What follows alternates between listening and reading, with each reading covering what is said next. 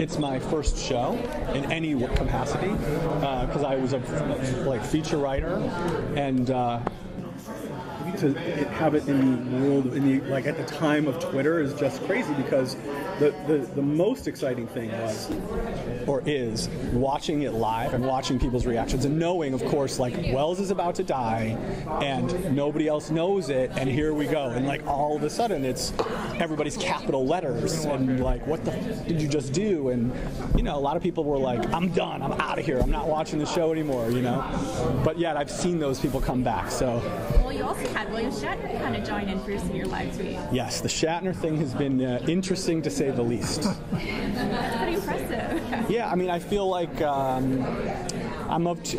feel like he gets that they're trying to do. He's a sci-fi legend, and we're trying to make a real sci-fi show. And the network in general is doing some things, I think, sci-fi wise, that are, certainly more so than any other broadcast network. So to have him out there doing that has been cool.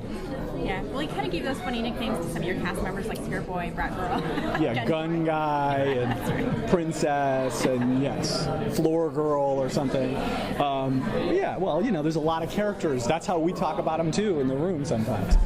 What was the genesis of that? How did it begin in your mind? It was based on a book, but when I first came onto the project, the book hadn't been written yet. There was only a proposal for a book and a couple chapters, and so my development of the world happened in parallel with the writing of the book, and so they're very different.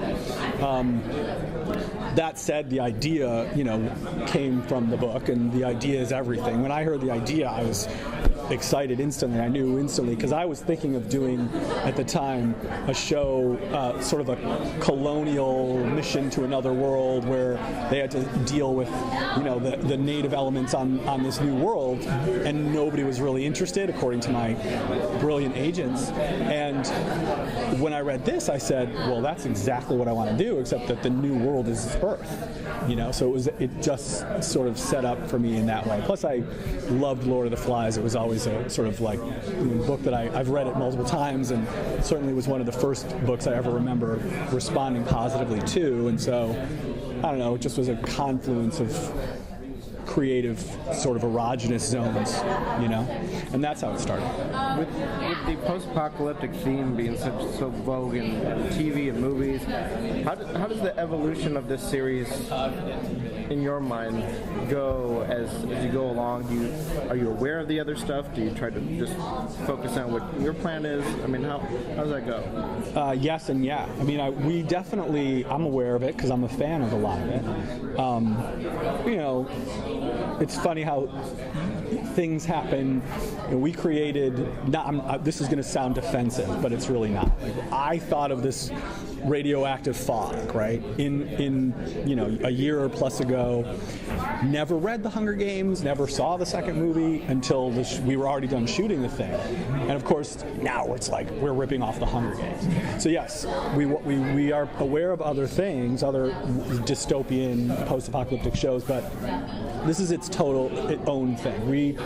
One of the things that I get off on the most is the sort of world creation of it. And we will now, as we round the corner into the Grounder story, which is where we are, in end of episode 5, we see the guy, and he's sort of our bridge to that world. And in 6 and 7, have you guys seen 6 and 7? Were you at the...